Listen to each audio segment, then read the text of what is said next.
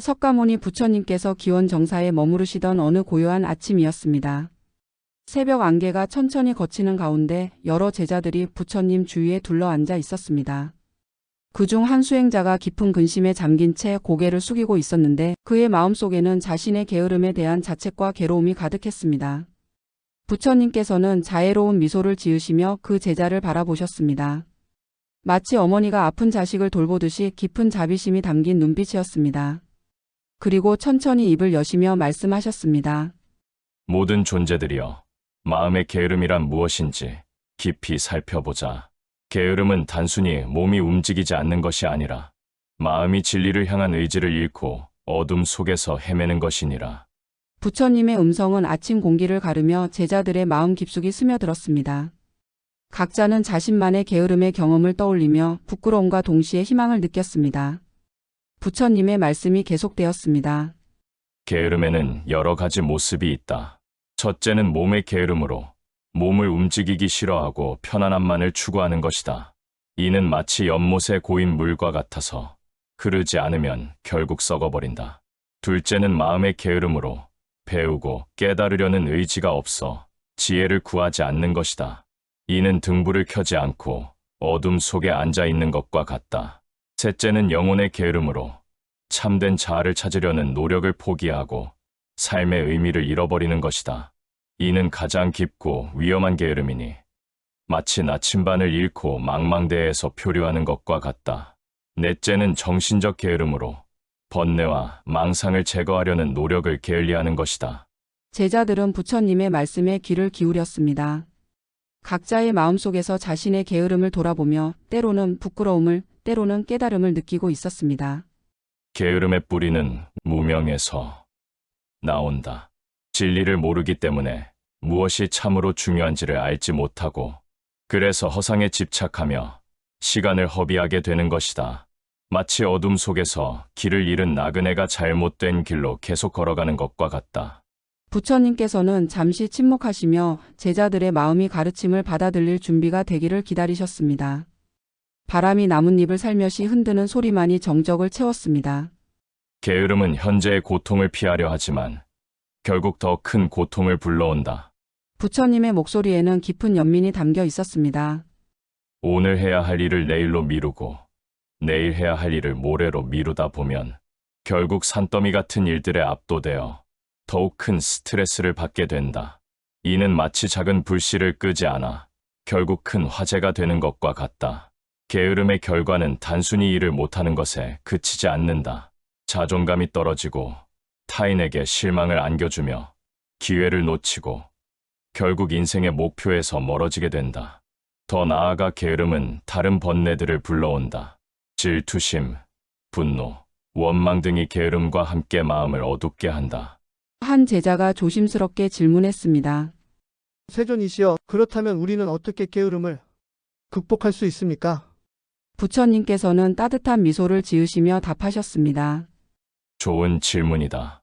게으름을 극복하는 것은 하루아침에 되는 일이 아니다. 마치 큰 나무가 자라는데 오랜 시간이 걸리듯이 부지런한 마음을 기르는 것도 꾸준한 노력이 필요하다. 부지런함, 즉 정진은 팔정도 중 정정진으로 깨달음에 이르는 필수적인 덕목이다.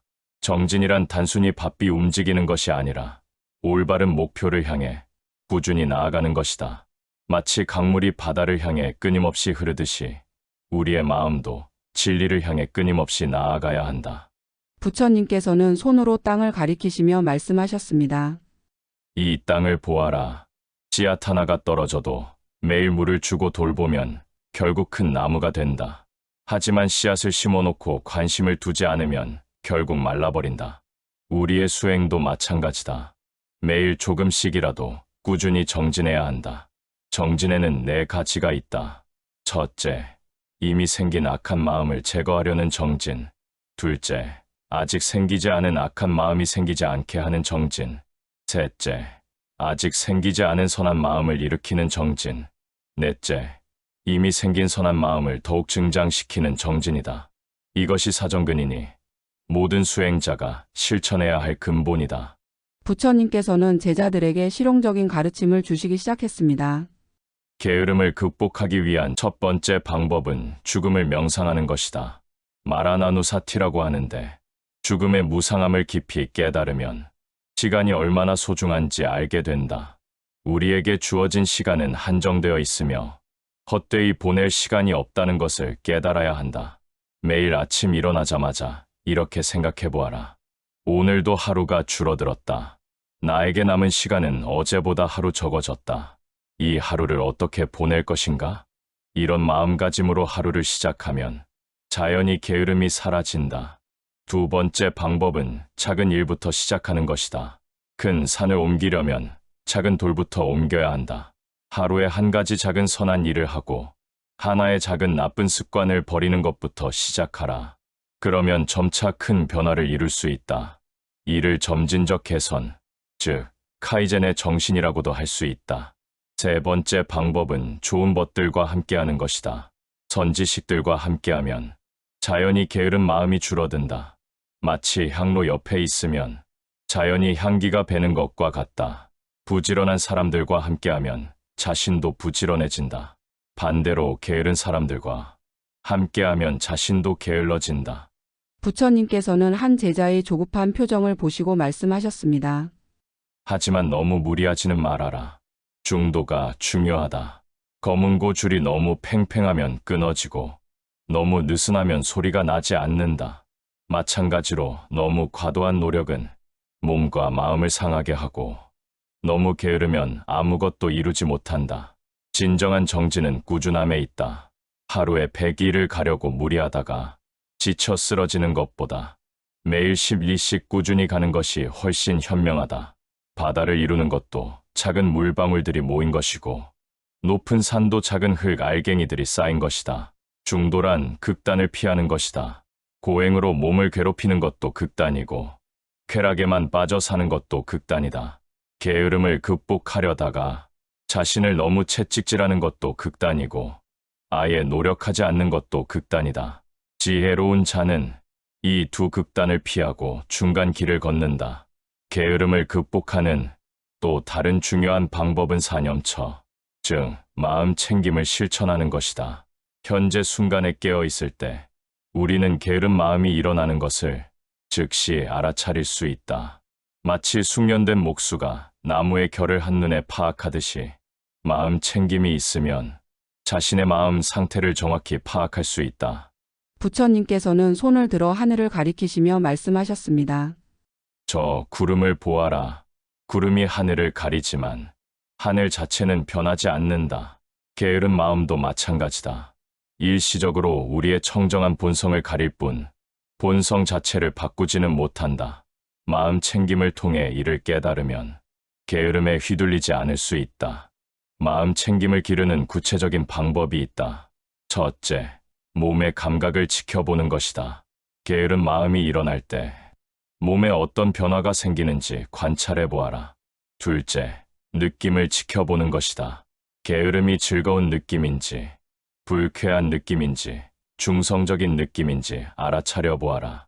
게으름의 결과는 반드시 돌아온다. 이것이 업의 법칙이다. 오늘 게을러서 하지 않은 일은 언젠가 더 큰 어려움으로 돌아온다. 반대로 오늘 부지런히 한 선한 일은 언젠가 선한 결과를 가져다 준다. 이는 자연의 법칙과 같아서 피할 수 없다. 부처님께서는 제자들을 차례로 바라보시며 말씀하셨습니다. 씨앗을 심는 농부가 당장 열매를 볼 수는 없지만 철이 되면 반드시 수확을 한다. 우리의 정진도 마찬가지다. 당장 눈에 보이는 결과가 없더라도 꾸준히 노력하면 반드시 그에 상응하는 결과를 얻게 된다. 업에는 세 가지가 있다. 몸의 업, 말의 업, 마음의 업이다. 게으름은 주로 마음의 업에서 시작되어 몸과 말의 업으로 나타난다. 따라서 마음을 정화하는 것이 가장 중요하다. 마음이 정화되면 자연히 몸과 말도 정화된다. 부처님께서는 더욱 실용적인 조언을 주셨습니다. 매일 아침 일정한 시간에 일어나는 습관을 기르라. 해가 뜰 때 함께 일어나면 자연의 리듬과 조화를 이룰 수 있다. 일어나자마자 삼귀를 외우고 오늘 하루의 계획을 세워보아라. 하루를 세 부분으로 나누어라. 오전에는 가장 중요한 일을, 오후에는 일상적인 일을, 저녁에는 하루를 돌아보는 시간을 가져라. 각 시간마다 명확한 목표를 설정하고 그것을 달성하기 위해 노력하라. 일을 시작하기 전에 잠시 명상하는 시간을 가져라. 호흡을 관찰하며 마음을 고요히 한 후에 일을 시작하면 집중력이 향상되고 효율성도 높아진다.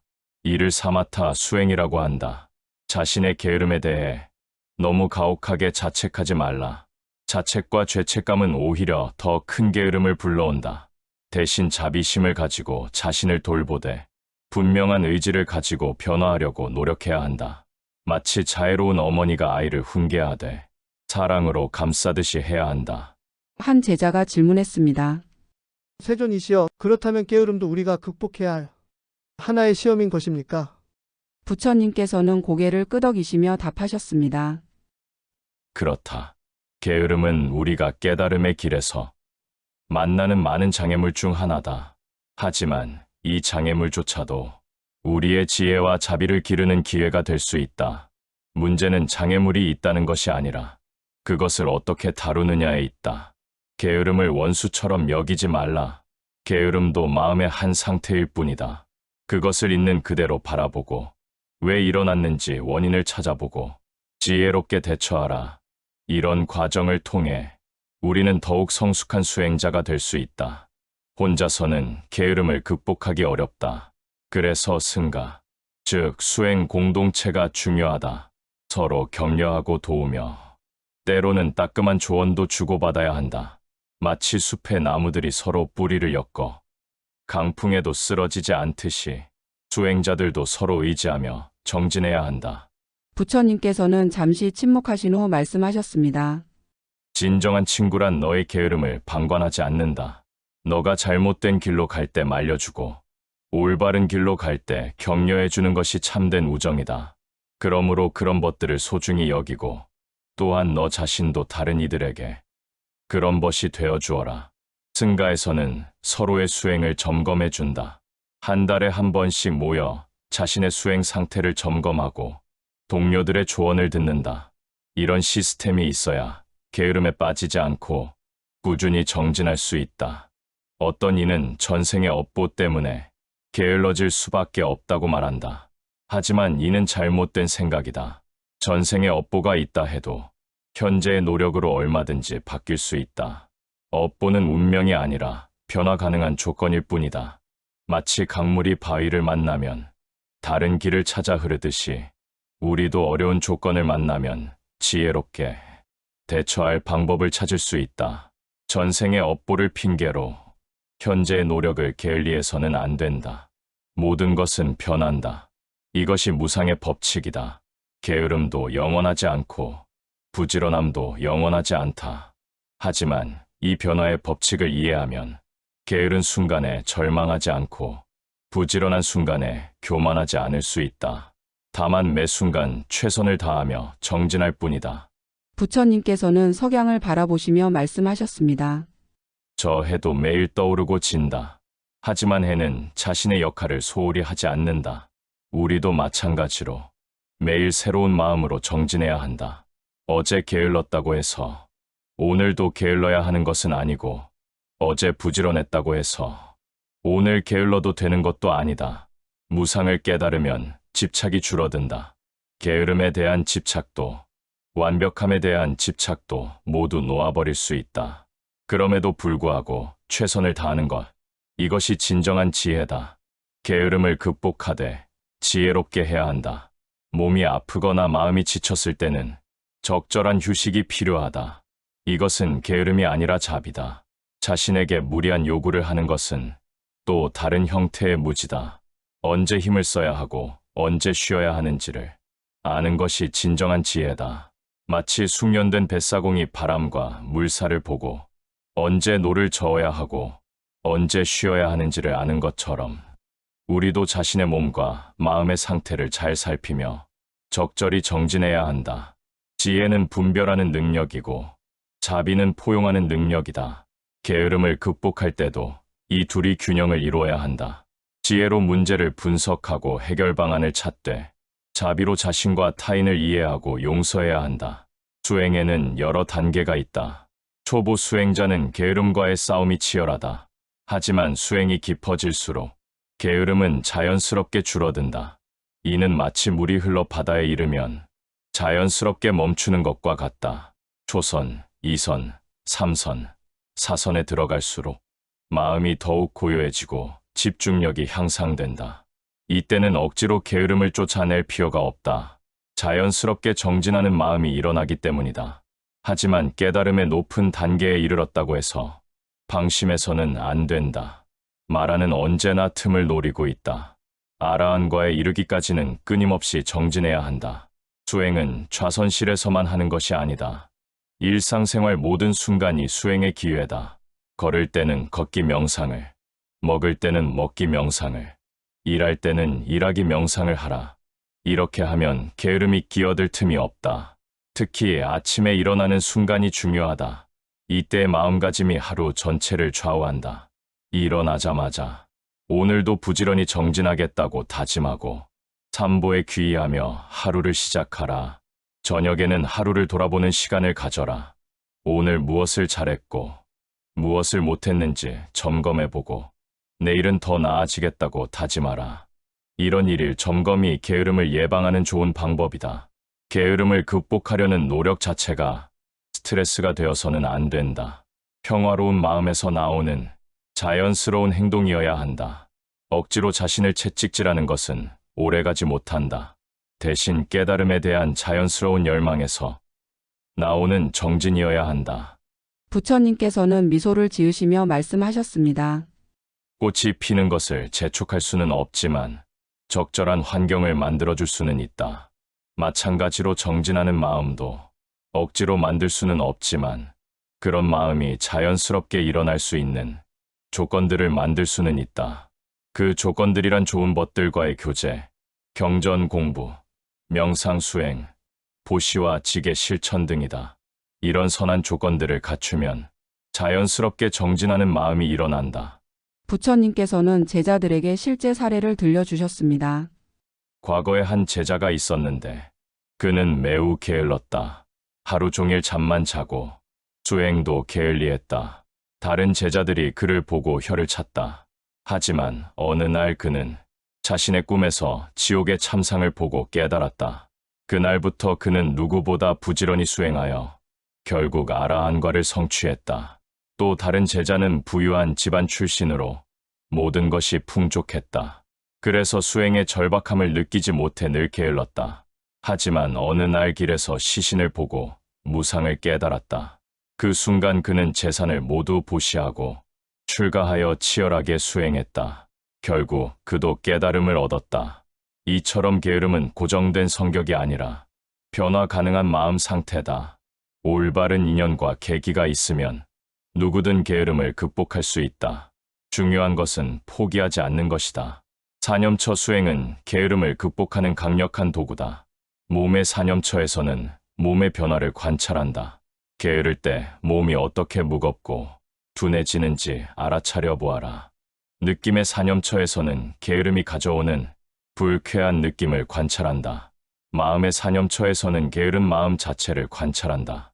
아, 지금 게으른 마음이 일어났구나 하고 객관적으로 바라본다. 법의 사념처에서는 게으름이 5온, 12처, 18개 중 어디에 해당하는지 분석해본다. 이렇게 사념처 수행을 하면 게으름에 휘둘리지 않고 지혜롭게 대처할 수 있다. 게으름을 적으로 보지 않고 관찰의 대상으로 보게 되면 오히려 그것을 통해 깨달음을 얻을 수 있다. 게으름은 5개 중 하나인 혼침 수면과 밀접한 관련이 있다. 혼침은 마음이 어둡고 무거워지는 것이고 수면은 잠에 빠지려는 경향이다. 이 둘이 합쳐지면 수행에 큰 장애가 된다. 5개를 제거하는 방법이 있다. 탐욕계는 부정관으로, 진해계는 자비관으로, 혼침 수면계는 광명관으로, 도거악작계는 지식관으로, 의계는 연기관으로 제거한다. 특히 혼침 수면계를 제거하기 위해서는 밝은 빛을 관하고 몸을 일으켜 걸어다니며 정신을 맑게 하는 음식을 먹는 것이 도움이 된다. 개정의 사막은 모든 수행의 기초다. 개는 몸과 말의 행위를 정화하고 정은 마음을 고요히 하며 개는 진리를 깨닫게 한다. 이 세 가지가 균형을 이루어야 진정한 정진이 가능하다. 개를 지키면 자연히 마음이 편안해지고 게으름이 줄어든다. 나쁜 일을 하지 않으니 양심의 가책도 없고 남의 눈치를 볼 필요도 없어서 마음이 홀가분해진다. 정을 닦으면 집중력이 향상되어 일의 효율이 높아진다. 개를 기르면 무엇이 중요한지 판단할 수 있어 우선순위를 정하고 효과적으로 일할 수 있다. 업에는 세 가지 문이 있다. 몸의 업, 말의 업, 마음의 업이다. 게으름을 극복하려면 이 세 가지를 모두 정화해야 한다. 몸으로는 부지런히 움직이고 말로는 게으름을 정당화하지 말며 마음으로는 정진하려는 의지를 기려야 한다. 몸의 업을 정화하는 구체적인 방법은 일찍 일어나기, 규칙적인 운동, 청소와 정리정돈 등이다.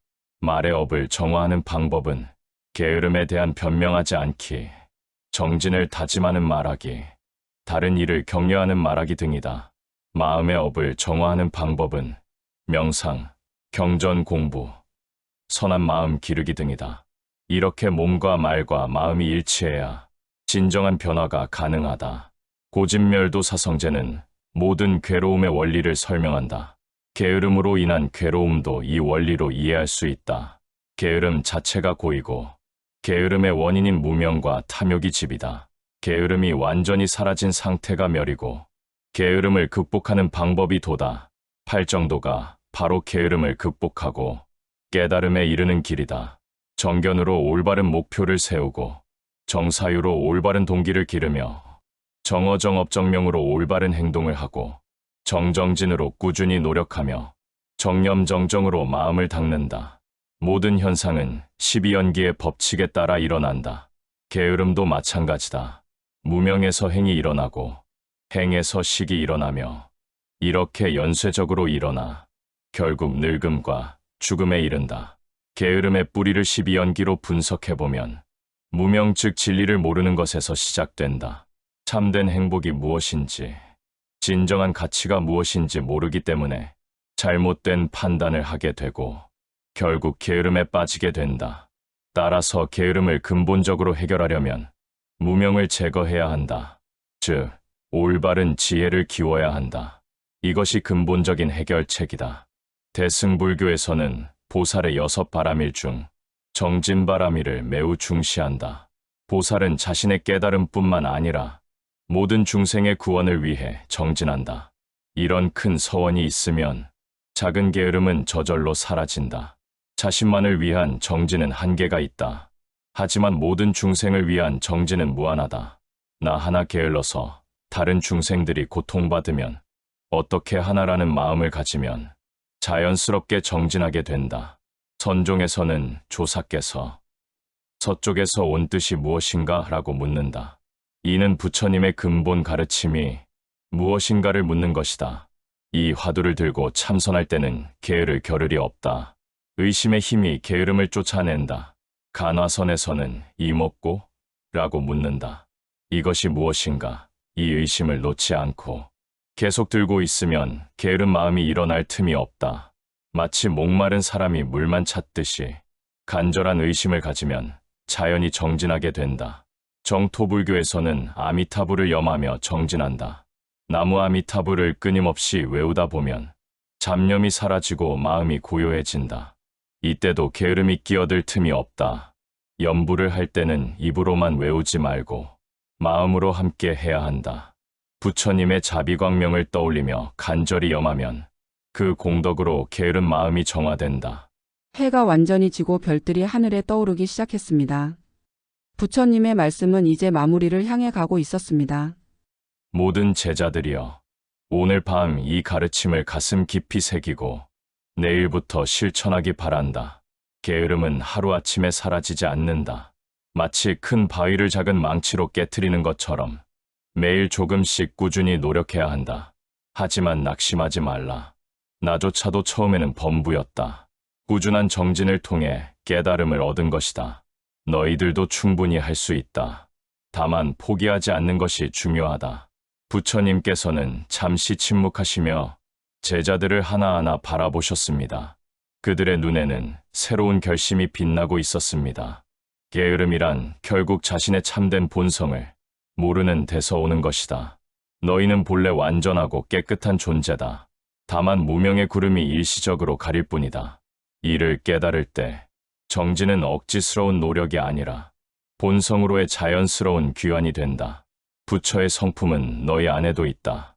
그것을 불성이라고 한다. 게으름은 이 불성을 가리는 구름일 뿐 불성 자체를 훼손하지는 못한다. 구름이 걷히면 본래의 청정한 하늘이 드러나듯이 게으름이 사라지면 본래의 부지런한 성품이 드러난다. 매일 아침 일어날 때마다 이렇게 다짐하라. 오늘 하루도 깨달음을 향해 한 걸음 더 나아가리라. 나의 모든 행동과 생각이 자비와 지혜를 키우는 데 도움이 되게 하리라. 게으른 마음이 일어나면 즉시 알아차리고 정진하는 마음으로 바꾸리라. 이런 마음으로 하루를 시작하면 게으름은 저절로 사라지고 자연스러운 정진이 일어날 것이다. 그리고 하루를 마무리할 때는 오늘 무엇을 배웠는지, 내일은 어떻게 더 나아질 수 있는지 돌아보라. 기억하라. 깨달음의 길은 멀고도 가깝다. 만 리 길도 한 걸음부터 시작된다. 오늘 이 순간부터 시작하라. 내일을 기다리지 말고, 과거를 후회하지 말고, 오직 현재 이 순간에 최선을 다하라. 그리고 혼자 가려 하지 말라. 동료 수행자들과 함께 가라. 서로 격려하고 도우며, 때로는 따끔한 조언도 주고받으며 함께 정진하라. 그것이 게으름을 극복하고 해탈에 이르는 확실한 길이다. 부처님께서는 마지막으로 자비로운 미소를 지으시며 말씀하셨습니다. 모든 중생이 게으름의 어둠에서 벗어나 정진의 광명을 얻기를 간절히 기원한다. 모든 존재가 행복하기를, 모든 존재가 고통에서 벗어나기를, 모든 존재가 깨달음을 얻기를 간절히 바란다. 부처님의 말씀이 끝나자 제자들은 깊은 감동과 함께 새로운 다짐을 마음속에 새겼습니다. 그날 밤 많은 제자들이 게으름에서 벗어나 진정한 정진의 길로 들어서는 전환점을 맞이했습니다. 달빛과 별빛이 어우러져 대지를 부드럽게 비추는 가운데 부처님께서는 여전히 자비로운 광명을 발하시며 모든 중생들의 해탈을 위해 무한한 자비를 베풀고 계셨습니다. 이것이 부처님께서 게으름에 대해 주신 위대한 가르침이었습니다. 그 가르침은 오늘날까지도 우리에게 전해져 게으름으로 괴로워하는 모든 이들에게 희망과 용기를 주고 있습니다. 그날 밤 이후 부처님의 제자들은 각자의 수행처로 돌아가 이 가르침을 실천에 옮겼습니다. 게으름으로 고민하던 그 제자는 매일 새벽 일찍 일어나 정진하기 시작했고 몇 달 후 놀라운 변화를 경험했습니다. 그의 얼굴에는 이전에 볼 수 없던 평화로운 미소가 번져 있었고 다른 제자들을 도우며 격려하는 모습이 자연스러워졌습니다. 아난다 존자는 그날의 대화를 기록하며 이렇게 회고했습니다. 부처님의 말씀 한마디 한마디가 마치 어둠 속의 등불처럼 우리 마음을 밝혀주었습니다. 게으름이라는 것이 단순한 개인적 결함이 아니라 깨달음으로 가는 길에서 반드시 극복해야 할 중요한 관문임을 깨달았습니다. 제자들은 서로 격려하며 공동체를 이루어 정진했습니다. 매일 아침 함께 모여 하루의 다짐을 나누고 저녁에는 서로의 수행 경험을 공유했습니다. 한 제자가 게으름에 빠질 때면 다른 제자들이 따뜻하지만 단호하게 일깨워 주었습니다. 우리는 혼자가 아니다 라는 부처님의 가르침이 현실이 되는 순간이었습니다. 개인의 의지력만으로는 극복하기 어려웠던 게으름이 공동체의 힘으로 점차 사라져갔습니다. 마치 한 줄기 실은 쉽게 끊어지지만 여러 줄기가 모이면 강한 밧줄이 되듯이 말입니다. 부처님의 가르침대로 작은 것부터 차근차근 실천해 나간 제자들은 점차 큰 변화를 경험했습니다. 처음에는 하루에 한 번의 명상도 어려워하던 제자가 몇 개월 후에는 자연스럽게 하루 종일 마음챙김을 유지할 수 있게 되었습니다. 또 다른 제자는 매일 새벽 청소를 시작으로 하루를 열었는데 이 작은 습관이 그의 삶 전체를 바꾸어 놓았습니다. 정리정돈된 환경에서 마음도 함께 정리되었고 명료한 사고와 집중력을 되찾을 수 있었습니다.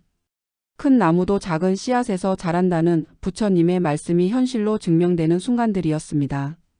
세월이 흘러 이 제자들이 스승이 되었을 때 그들은 자신들이 받은 이 소중한 가르침을 후배들에게 전했습니다. 하지만 단순히 말로만 전하지 않았습니다. 그들의 삶 자체가 가르침이 되었습니다. 게으름을 적으로 여기지 말고 깨달음의 기회로 삼으라. 작은 것부터 시작하되 꾸준히 하라. 혼자가 아닌 함께 정진하라. 중도의 지혜로 자신을 다스려라.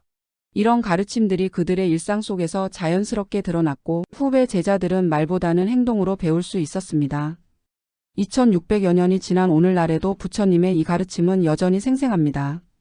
현대인들이 겪는 게으름의 본질은 부처님 시대와 크게 다르지 않기 때문입니다.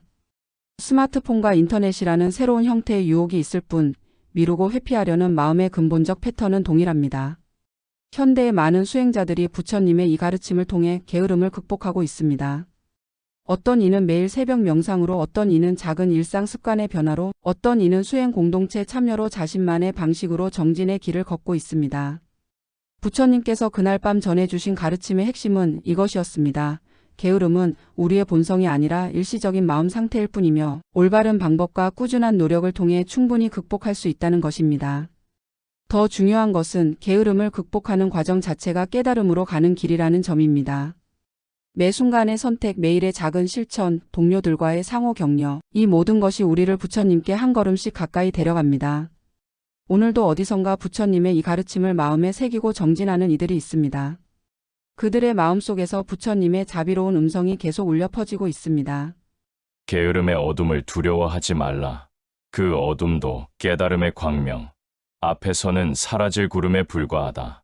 오늘 이 순간부터 시작하라. 작은 한 걸음이 천 리 길의 시작이 되리라. 이것이 영원히 우리 곁에 남아있을 부처님 가르침의 진정한 울림입니다. 석가모니 부처님께서 기원정사에 머무르시던 어느 고요한 아침이었습니다. 새벽 안개가 천천히 걷히는 가운데 여러 제자들이 부처님 주위에 둘러앉아 있었습니다. 그중 한 수행자가 깊은 근심에 잠긴 채 고개를 숙이고 있었는데 그의 마음속에는 자신의 게으름에 대한 자책과 괴로움이 가득했습니다. 부처님께서는 자애로운 미소를 지으시며 그 제자를 바라보셨습니다. 마치 어머니가 아픈 자식을 돌보듯이 깊은 자비심이 담긴 눈빛이었습니다. 그리고 천천히 입을 여시며 말씀하셨습니다. 모든 존재들이여, 마음의 게으름이란 무엇인지 깊이 살펴보자. 게으름은 단순히 몸이 움직이지 않는 것이 아니라 마음이 진리를 향한 의지를 잃고 어둠 속에서 헤매는 것이니라. 부처님의 음성은 아침 공기를 가르며 제자들의 마음 깊숙이 스며들었습니다. 각자는 자신만의 게으름의 경험을 떠올리며 부끄러움과 동시에 희망을 느꼈습니다. 부처님의 말씀이 계속되었습니다. 게으름에는 여러 가지 모습이 있다. 첫째는 몸의 게으름으로 몸을 움직이기 싫어하고 편안함만을 추구하는 것이다. 이는 마치 연못에 고인 물과 같아서 흐르지 않으면 결국 썩어버린다. 둘째는 마음의 게으름으로 배우고 깨달으려는 의지가 없어 지혜를 구하지 않는 것이다. 이는 등불을 켜지 않고 어둠 속에 앉아 있는 것과 같다. 셋째는 영혼의 게으름으로 참된 자아를 찾으려는 노력을 포기하고 삶의 의미를 잃어버리는 것이다. 이는 가장 깊고 위험한 게으름이니 마치 나침반을 잃고 망망대해에서 표류하는 것과 같다. 넷째는 정신적 게으름으로 번뇌와 망상을 제거하려는 노력을 게을리하는 것이다. 제자들은 부처님의 말씀에 귀를 기울였습니다. 각자의 마음속에서 자신의 게으름을 돌아보며 때로는 부끄러움을, 때로는 깨달음을 느끼고 있었습니다. 게으름의 뿌리는 무명에서 나온다. 진리를 모르기 때문에 무엇이 참으로 중요한지를 알지 못하고 그래서 허상에 집착하며 시간을 허비하게 되는 것이다. 마치 어둠 속에서 길을 잃은 나그네가 잘못된 길로 계속 걸어가는 것과 같다. 부처님께서는 잠시 침묵하시며 제자들의 마음이 가르침을 받아들일 준비가 되기를 기다리셨습니다. 바람이 나뭇잎을 살며시 흔드는 소리만이 정적을 채웠습니다. 게으름은 현재의 고통을 피하려 하지만 결국 더 큰 고통을 불러온다. 부처님의 목소리에는 깊은 연민이 담겨 있었습니다. 오늘 해야 할 일을 내일로 미루고 내일 해야 할 일을 모레로 미루다 보면 결국 산더미 같은 일들에 압도되어 더욱 큰 스트레스를 받게 된다. 이는 마치 작은 불씨를 끄지 않아 결국 큰 화재가 되는 것과 같다. 게으름의 결과는 단순히 일을 못하는 것에 그치지 않는다. 자존감이 떨어지고 타인에게 실망을 안겨주며 기회를 놓치고 결국 인생의 목표에서 멀어지게 된다. 더 나아가 게으름은 다른 번뇌들을 불러온다. 질투심, 분노, 원망 등이 게으름과 함께 마음을 어둡게 한다. 한 제자가 조심스럽게 질문했습니다. 세존이시여, 그렇다면 우리는 어떻게 게으름을 극복할 수 있습니까? 부처님께서는 따뜻한 미소를 지으시며 답하셨습니다. 좋은 질문이다. 게으름을 극복하는 것은 하루아침에 되는 일이 아니다. 마치 큰 나무가 자라는데 오랜 시간이 걸리듯이 부지런한 마음을 기르는 것도 꾸준한 노력이 필요하다. 부지런함, 즉 정진은 팔정도 중 정정진으로 깨달음에 이르는 필수적인 덕목이다. 정진이란 단순히 바삐 움직이는 것이 아니라 올바른 목표를 향해 꾸준히 나아가는 것이다. 마치 강물이 바다를 향해 끊임없이 흐르듯이 우리의 마음도 진리를 향해 끊임없이 나아가야 한다. 부처님께서는 손으로 땅을 가리키시며 말씀하셨습니다. 이 땅을 보아라. 씨앗 하나가 떨어져도 매일 물을 주고 돌보면 결국 큰 나무가 된다. 하지만 씨앗을 심어놓고 관심을 두지 않으면 결국 말라버린다. 우리의 수행도 마찬가지다. 매일 조금씩이라도 꾸준히 정진해야 한다. 정진에는 네 가지가 있다. 첫째, 이미 생긴 악한 마음을 제거하려는 정진. 둘째, 아직 생기지 않은 악한 마음이 생기지 않게 하는 정진. 셋째, 아직 생기지 않은 선한 마음을 일으키는 정진. 넷째, 이미 생긴 선한 마음을 더욱 증장시키는 정진이다. 이것이 사정근이니 모든 수행자가 실천해야 할 근본이다. 부처님께서는 제자들에게 실용적인 가르침을 주시기 시작했습니다. 게으름을 극복하기 위한 첫 번째 방법은 죽음을 명상하는 것이다. 마라나누사티라고 하는데 죽음의 무상함을 깊이 깨달으면 시간이 얼마나 소중한지 알게 된다. 우리에게 주어진 시간은 한정되어 있으며 헛되이 보낼 시간이 없다는 것을 깨달아야 한다.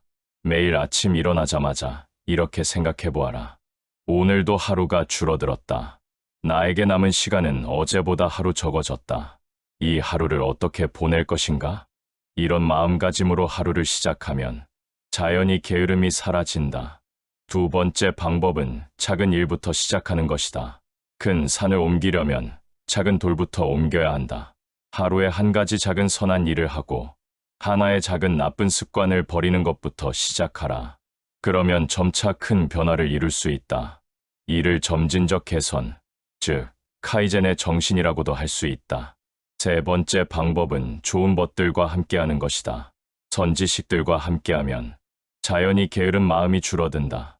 마치 향로 옆에 있으면 자연히 향기가 배는 것과 같다. 부지런한 사람들과 함께하면 자신도 부지런해진다. 반대로 게으른 사람들과 함께하면 자신도 게을러진다. 부처님께서는 한 제자의 조급한 표정을 보시고 말씀하셨습니다. 하지만 너무 무리하지는 말아라. 중도가 중요하다.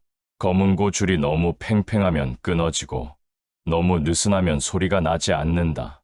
마찬가지로 너무 과도한 노력은 몸과 마음을 상하게 하고 너무 게으르면 아무것도 이루지 못한다. 진정한 정진은 꾸준함에 있다. 하루에 100일을 가려고 무리하다가 지쳐 쓰러지는 것보다 매일 10리씩 꾸준히 가는 것이 훨씬 현명하다. 바다를 이루는 것도 작은 물방울들이 모인 것이고 높은 산도 작은 흙 알갱이들이 쌓인 것이다.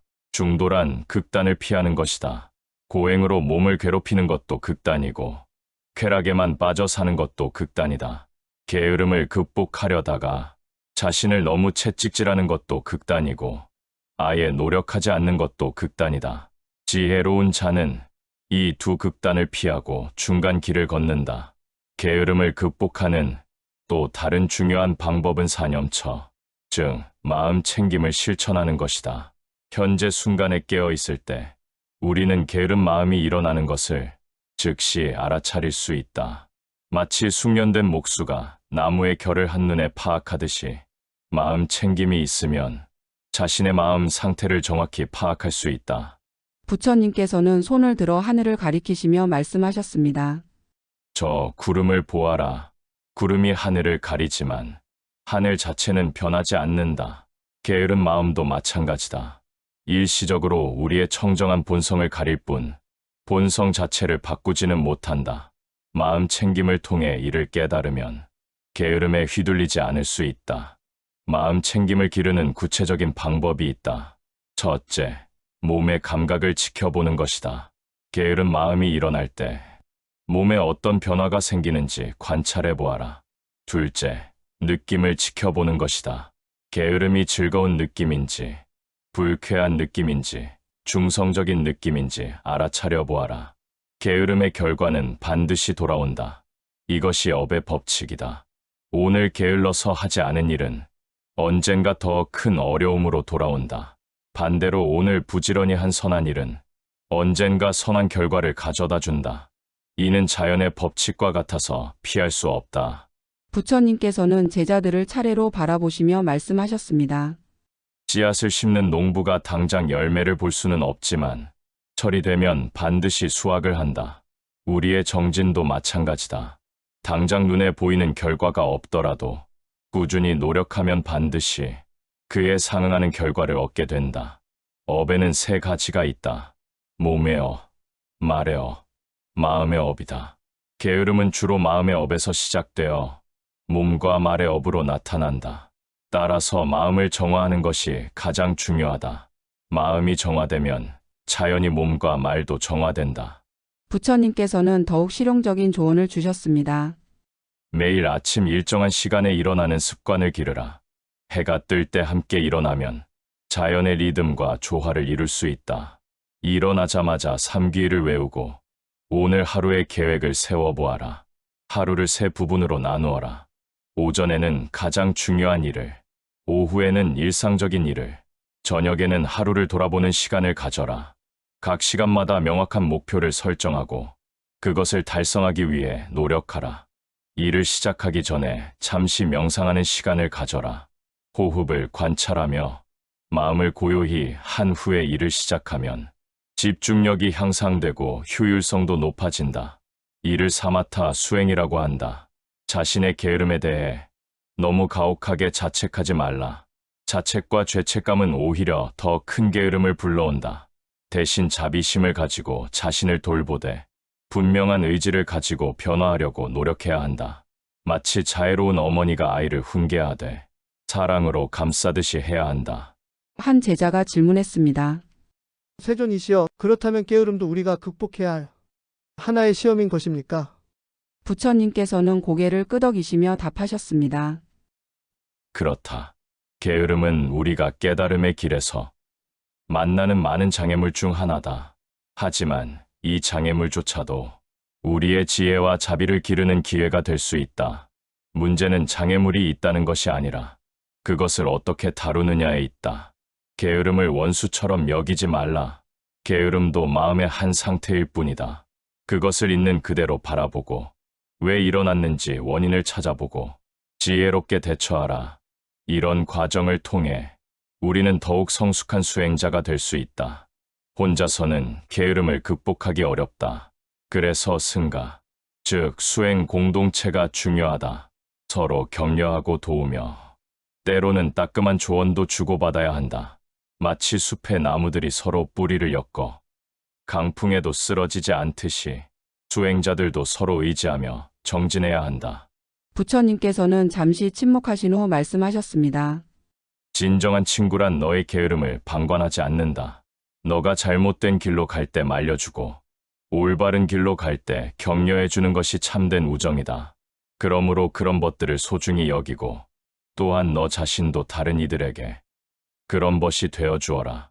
승가에서는 서로의 수행을 점검해준다. 한 달에 한 번씩 모여 자신의 수행 상태를 점검하고 동료들의 조언을 듣는다. 이런 시스템이 있어야 게으름에 빠지지 않고 꾸준히 정진할 수 있다. 어떤 이는 전생의 업보 때문에 게을러질 수밖에 없다고 말한다. 하지만 이는 잘못된 생각이다. 전생의 업보가 있다 해도 현재의 노력으로 얼마든지 바뀔 수 있다. 업보는 운명이 아니라 변화 가능한 조건일 뿐이다. 마치 강물이 바위를 만나면 다른 길을 찾아 흐르듯이 우리도 어려운 조건을 만나면 지혜롭게 대처할 방법을 찾을 수 있다. 전생의 업보를 핑계로 현재의 노력을 게을리해서는 안 된다. 모든 것은 변한다. 이것이 무상의 법칙이다. 게으름도 영원하지 않고 부지런함도 영원하지 않다. 하지만 이 변화의 법칙을 이해하면 게으른 순간에 절망하지 않고 부지런한 순간에 교만하지 않을 수 있다. 다만 매 순간 최선을 다하며 정진할 뿐이다. 부처님께서는 석양을 바라보시며 말씀하셨습니다. 저 해도 매일 떠오르고 진다. 하지만 해는 자신의 역할을 소홀히 하지 않는다. 우리도 마찬가지로 매일 새로운 마음으로 정진해야 한다. 어제 게을렀다고 해서 오늘도 게을러야 하는 것은 아니고, 어제 부지런했다고 해서 오늘 게을러도 되는 것도 아니다. 무상을 깨달으면 집착이 줄어든다. 게으름에 대한 집착도, 완벽함에 대한 집착도 모두 놓아버릴 수 있다. 그럼에도 불구하고 최선을 다하는 것, 이것이 진정한 지혜다. 게으름을 극복하되 지혜롭게 해야 한다. 몸이 아프거나 마음이 지쳤을 때는 적절한 휴식이 필요하다. 이것은 게으름이 아니라 자비다. 자신에게 무리한 요구를 하는 것은 또 다른 형태의 무지다. 언제 힘을 써야 하고 언제 쉬어야 하는지를 아는 것이 진정한 지혜다. 마치 숙련된 뱃사공이 바람과 물살을 보고 언제 노를 저어야 하고 언제 쉬어야 하는지를 아는 것처럼, 우리도 자신의 몸과 마음의 상태를 잘 살피며 적절히 정진해야 한다. 지혜는 분별하는 능력이고 자비는 포용하는 능력이다. 게으름을 극복할 때도 이 둘이 균형을 이루어야 한다. 지혜로 문제를 분석하고 해결 방안을 찾되 자비로 자신과 타인을 이해하고 용서해야 한다. 수행에는 여러 단계가 있다. 초보 수행자는 게으름과의 싸움이 치열하다. 하지만 수행이 깊어질수록 게으름은 자연스럽게 줄어든다. 이는 마치 물이 흘러 바다에 이르면 자연스럽게 멈추는 것과 같다. 초선, 2선, 3선, 4선에 들어갈수록 마음이 더욱 고요해지고 집중력이 향상된다. 이때는 억지로 게으름을 쫓아낼 필요가 없다. 자연스럽게 정진하는 마음이 일어나기 때문이다. 하지만 깨달음의 높은 단계에 이르렀다고 해서 방심해서는 안 된다. 마라는 언제나 틈을 노리고 있다. 아라한과에 이르기까지는 끊임없이 정진해야 한다. 수행은 좌선실에서만 하는 것이 아니다. 일상생활 모든 순간이 수행의 기회다. 걸을 때는 걷기 명상을, 먹을 때는 먹기 명상을, 일할 때는 일하기 명상을 하라. 이렇게 하면 게으름이 끼어들 틈이 없다. 특히 아침에 일어나는 순간이 중요하다. 이때의 마음가짐이 하루 전체를 좌우한다. 일어나자마자 오늘도 부지런히 정진하겠다고 다짐하고 삼보에 귀의하며 하루를 시작하라. 저녁에는 하루를 돌아보는 시간을 가져라. 오늘 무엇을 잘했고 무엇을 못했는지 점검해보고 내일은 더 나아지겠다고 다짐하라. 이런 일일 점검이 게으름을 예방하는 좋은 방법이다. 게으름을 극복하려는 노력 자체가 스트레스가 되어서는 안 된다. 평화로운 마음에서 나오는 자연스러운 행동이어야 한다. 억지로 자신을 채찍질하는 것은 오래가지 못한다. 대신 깨달음에 대한 자연스러운 열망에서 나오는 정진이어야 한다. 부처님께서는 미소를 지으시며 말씀하셨습니다. 꽃이 피는 것을 재촉할 수는 없지만 적절한 환경을 만들어줄 수는 있다.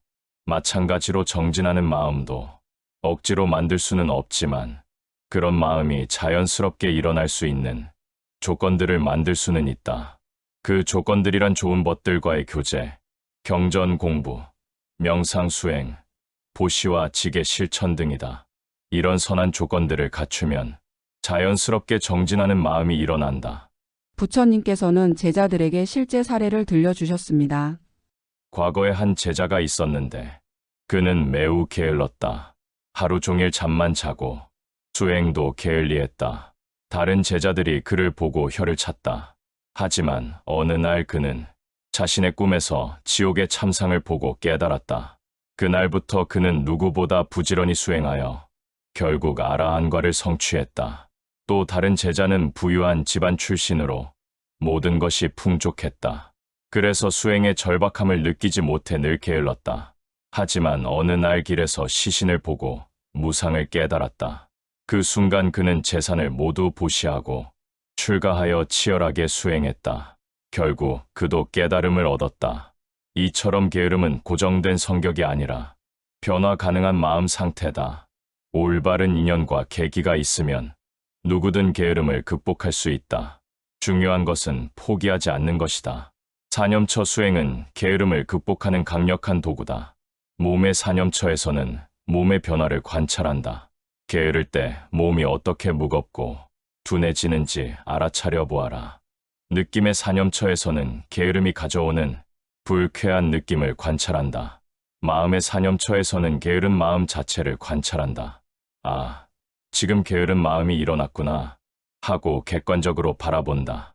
법의 사념처에서는 게으름이 5온, 12처, 18개 중 어디에 해당하는지 분석해본다.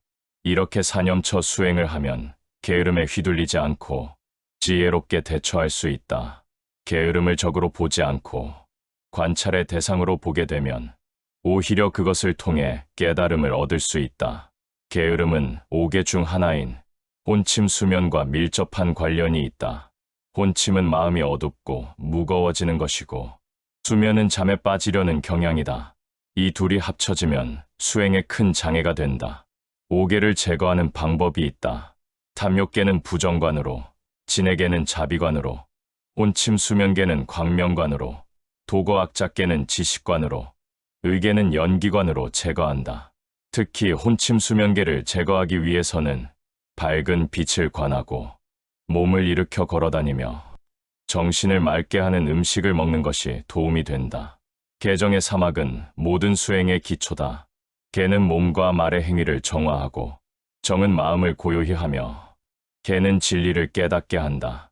이 세 가지가 균형을 이루어야 진정한 정진이 가능하다.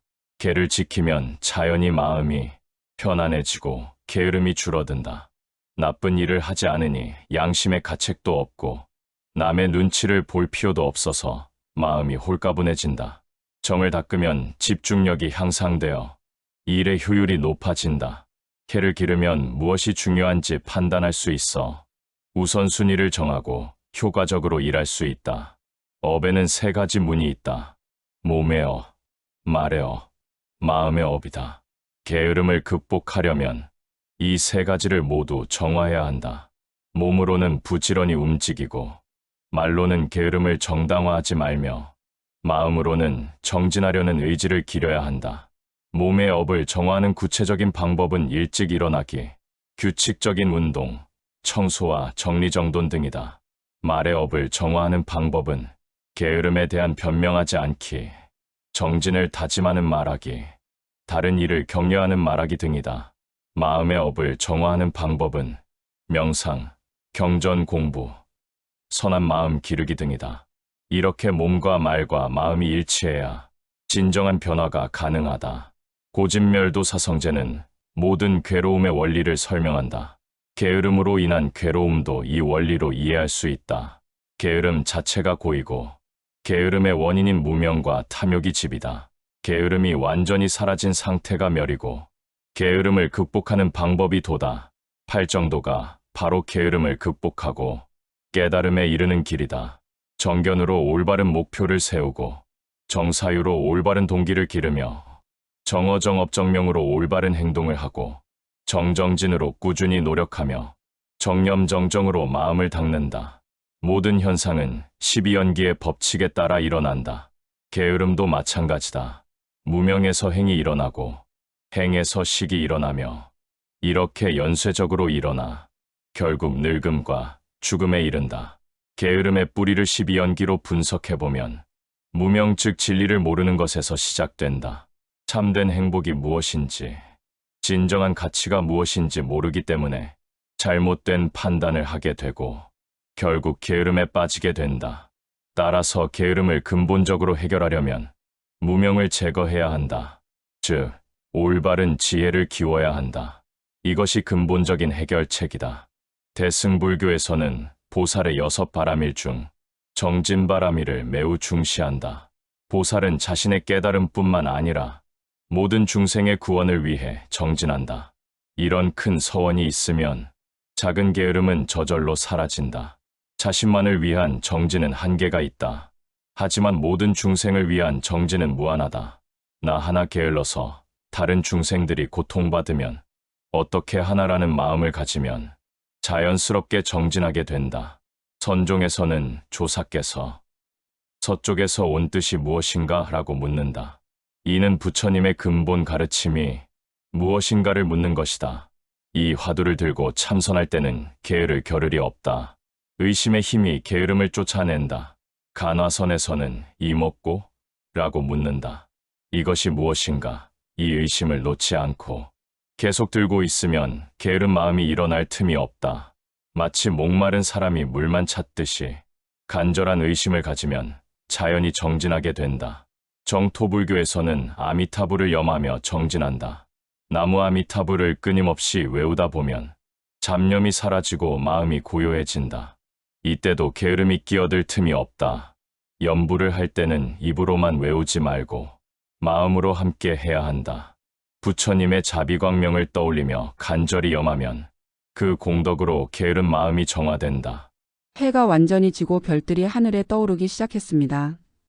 부처님의 말씀은 이제 마무리를 향해 가고 있었습니다. 모든 제자들이여, 오늘 밤 이 가르침을 가슴 깊이 새기고 내일부터 실천하기 바란다. 게으름은 하루아침에 사라지지 않는다. 마치 큰 바위를 작은 망치로 깨트리는 것처럼 매일 조금씩 꾸준히 노력해야 한다.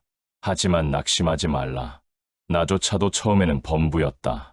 꾸준한 정진을 통해 깨달음을 얻은 것이다. 너희들도 충분히 할 수 있다. 다만 포기하지 않는 것이 중요하다. 부처님께서는 잠시 침묵하시며 제자들을 하나하나 바라보셨습니다. 그들의 눈에는 새로운 결심이 빛나고 있었습니다. 게으름이란 결국 자신의 참된 본성을 모르는 데서 오는 것이다. 너희는 본래 완전하고 깨끗한 존재다. 다만 무명의 구름이 일시적으로 가릴 뿐이다. 이를 깨달을 때 정진은 억지스러운 노력이 아니라 본성으로의 자연스러운 귀환이 된다. 부처의 성품은 너희 안에도 있다. 그것을 불성이라고 한다. 게으름은 이 불성을 가리는 구름일 뿐 불성 자체를 훼손하지는 못한다. 구름이 걷히면 본래의 청정한 하늘이 드러나듯이 게으름이 사라지면 본래의 부지런한 성품이 드러난다. 매일 아침 일어날 때마다 이렇게 다짐하라. 오늘 하루도 깨달음을 향해 한 걸음 더 나아가리라. 나의 모든 행동과 생각이 자비와 지혜를 키우는 데 도움이 되게 하리라. 게으른 마음이 일어나면 즉시 알아차리고 정진하는 마음으로 바꾸리라. 이런 마음으로 하루를 시작하면 게으름은 저절로 사라지고 자연스러운 정진이 일어날 것이다. 그리고 하루를 마무리할 때는 오늘 무엇을 배웠는지, 내일은 어떻게 더 나아질 수 있는지 돌아보라. 기억하라. 깨달음의 길은 멀고도 가깝다. 만리 길도 한 걸음부터 시작된다. 오늘 이 순간부터 시작하라. 내일을 기다리지 말고, 과거를 후회하지 말고, 오직 현재 이 순간에 최선을 다하라. 그리고 혼자 가려 하지 말라. 동료 수행자들과 함께 가라. 서로 격려하고 도우며, 때로는 따끔한 조언도 주고받으며 함께 정진하라. 그것이 게으름을 극복하고 해탈에 이르는 확실한 길이다. 부처님께서는 마지막으로 자비로운 미소를 지으시며 말씀하셨습니다. 모든 중생이 게으름의 어둠에서 벗어나 정진의 광명을 얻기를 간절히 기원한다. 모든 존재가 행복하기를, 모든 존재가 고통에서 벗어나기를, 모든 존재가 깨달음을 얻기를 간절히 바란다. 부처님의 말씀이 끝나자 제자들은 깊은 감동과 함께 새로운 다짐을 마음속에 새겼습니다. 그날 밤 많은 제자들이 게으름에서 벗어나 진정한 정진의 길로 들어서는 전환점을 맞이했습니다. 달빛과 별빛이 어우러져 대지를 부드럽게 비추는 가운데 부처님께서는 여전히 자비로운 광명을 발하시며 모든 중생들의 해탈을 위해 무한한 자비를 베풀고 계셨습니다. 이것이 부처님께서 게으름에 대해 주신 위대한 가르침이었습니다. 그 가르침은 오늘날까지도 우리에게 전해져 게으름으로 괴로워하는 모든 이들에게 희망과 용기를 주고 있습니다. 그날 밤 이후 부처님의 제자들은 각자의 수행처로 돌아가 이 가르침을 실천에 옮겼습니다. 게으름으로 고민하던 그 제자는 매일 새벽 일찍 일어나 정진하기 시작했고 몇 달 후 놀라운 변화를 경험했습니다. 그의 얼굴에는 이전에 볼 수 없던 평화로운 미소가 번져 있었고 다른 제자들을 도우며 격려하는 모습이 자연스러워졌습니다. 아난다 존자는 그날의 대화를 기록하며 이렇게 회고했습니다. 부처님의 말씀 한마디 한마디가 마치 어둠 속의 등불처럼 우리 마음을 밝혀주었습니다. 게으름이라는 것이 단순한 개인적 결함이 아니라 깨달음으로 가는 길에서 반드시 극복해야 할 중요한 관문임을 깨달았습니다. 제자들은 서로 격려하며 공동체를 이루어 정진했습니다. 매일 아침 함께 모여 하루의 다짐을 나누고 저녁에는 서로의 수행 경험을 공유했습니다. 한 제자가 게으름에 빠질 때면 다른 제자들이 따뜻하지만 단호하게 일깨워 주었습니다. 우리는 혼자가 아니다 라는 부처님의 가르침이 현실이 되는 순간이었습니다. 개인의 의지력만으로는 극복하기 어려웠던 게으름이 공동체의 힘으로 점차 사라져갔습니다. 마치 한 줄기 실은 쉽게 끊어지지만 여러 줄기가 모이면 강한 밧줄이 되듯이 말입니다. 부처님의 가르침대로 작은 것부터 차근차근 실천해 나간 제자들은 점차 큰 변화를 경험했습니다. 처음에는 하루에 한 번의 명상도 어려워하던 제자가 몇 개월 후에는 자연스럽게 하루 종일 마음챙김을 유지할 수 있게 되었습니다. 또 다른 제자는 매일 새벽 청소를 시작으로 하루를 열었는데 이 작은 습관이 그의 삶 전체를 바꾸어 놓았습니다. 정리정돈된 환경에서 마음도 함께 정리되었고 명료한 사고와 집중력을 되찾을 수 있었습니다. 큰 나무도 작은 씨앗에서 자란다는 부처님의 말씀이 현실로 증명되는 순간들이었습니다. 세월이 흘러 이 제자들이 스승이 되었을 때 그들은 자신들이 받은 이 소중한 가르침을 후배들에게 전했습니다. 하지만 단순히 말로만 전하지 않았습니다. 그들의 삶 자체가 가르침이 되었습니다. 게으름을 적으로 여기지 말고 깨달음의 기회로 삼으라. 작은 것부터 시작하되 꾸준히 하라. 혼자가 아닌 함께 정진하라. 중도의 지혜로 자신을 다스려라. 이런 가르침들이 그들의 일상 속에서 자연스럽게 드러났고 후배 제자들은 말보다는 행동으로 배울 수 있었습니다. 2600여 년이 지난 오늘날에도 부처님의 이 가르침은 여전히 생생합니다. 현대인들이 겪는 게으름의 본질은 부처님 시대와 크게 다르지 않기 때문입니다. 스마트폰과 인터넷이라는 새로운 형태의 유혹이 있을 뿐 미루고 회피하려는 마음의 근본적 패턴은 동일합니다. 현대의 많은 수행자들이 부처님의 이 가르침을 통해 게으름을 극복하고 있습니다. 어떤 이는 매일 새벽 명상으로, 어떤 이는 작은 일상 습관의 변화로, 어떤 이는 수행 공동체 참여로 자신만의 방식으로 정진의 길을 걷고 있습니다. 부처님께서 그날 밤 전해주신 가르침의 핵심은 이것이었습니다. 게으름은 우리의 본성이 아니라 일시적인 마음 상태일 뿐이며 올바른 방법과 꾸준한 노력을 통해 충분히 극복할 수 있다는 것입니다. 더 중요한 것은 게으름을 극복하는 과정 자체가 깨달음으로 가는 길이라는 점입니다. 매 순간의 선택, 매일의 작은 실천, 동료들과의 상호 격려, 이 모든 것이 우리를 부처님께 한 걸음씩 가까이 데려갑니다. 오늘도 어디선가 부처님의 이 가르침을 마음에 새기고 정진하는 이들이 있습니다. 그들의 마음속에서 부처님의 자비로운 음성이 계속 울려 퍼지고 있습니다. 게으름의 어둠을 두려워하지 말라. 그 어둠도 깨달음의 광명. 앞에서는 사라질 구름에 불과하다. 오늘 이 순간부터 시작하라. 작은 한 걸음이 천 리 길의 시작이 되리라. 이것이 영원히 우리 곁에 남아있을 부처님 가르침의 진정한 울림입니다.